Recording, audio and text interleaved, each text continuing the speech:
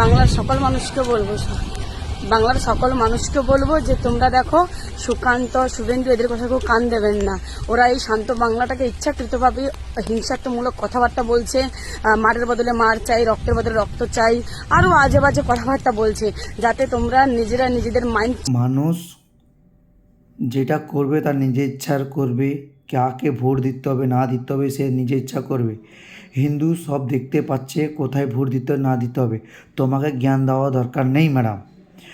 তুমি তোমার জায়গায় থাকো আর হিন্দু জায়গায় থাকো। আমি তো জানি তুমি কি ঘাতু মাল, ঠিক আছে? আমার বলার কথা ছিল না, আমি বলছি, ঠিক আছে?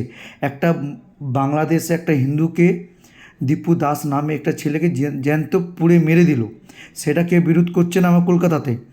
একটা বিহারে একটা মুখ্যমন্ত্রী মুখেতে কাপড়টা বলে সরিয়ে দিতে, সে নিজে সরিয়ে দিল বলে সেটা দোষ। আজ মুসলিম কলকাতাতে আমরা বিরোধ করছে, আর একটা হিন্দু পুড়ে মেরে দিল সেটা বিরোধ কেউ করছে না। তোমার নাটক বাজা সব বন্ধ করো, ঠিক আছে? তোমার নাটক বাজা সব জানতে পেয়ে গেছে।